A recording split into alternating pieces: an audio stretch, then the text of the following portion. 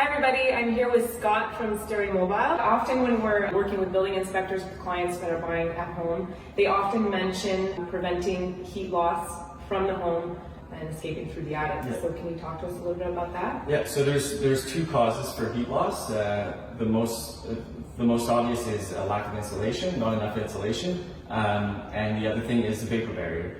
Both of these elements are very important to ensure that you don't lose too much heat into the attic. So what happens is you don't have a problem in the summer, it's only in the winter that you have a problem when you're heating your house and the attic is supposed to be cold like outside.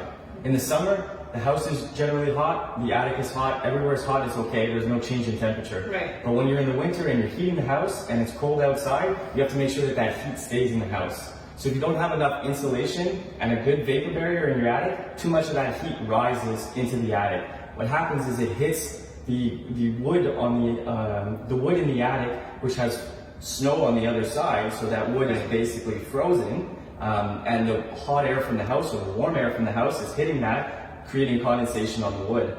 Sometimes in extreme cases even, some people think that they have a roof leak, but it's actually just condensation building up on the wood in the attic because they don't have enough vapor barrier and insulation.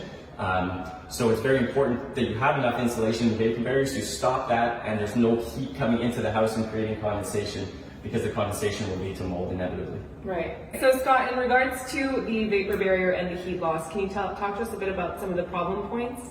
Yeah. So again, you want it to be a consistent seal throughout the entire house, separating your house from the attic.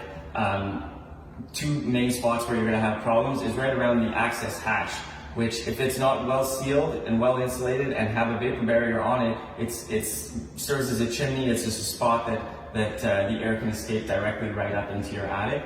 The other problem is pot lights. Often people have pot lights installed on the second floor of your house right below your attic, right. Where the box on the back side, in order to have that installed, they cut the vapor barrier out to put the pot light in. Problem is that vapor barrier needs to be made continuous again, so it needs to be taped around all the edges and new vapor barrier added on the back side of the pot light box in order to ensure that you have a seal that's consistent throughout the house. Once you start making all those holes, it's like you have a Swiss cheese vapor barrier. There's all kinds of holes all throughout your vapor barrier. Okay, great. Thanks, Great. Scott.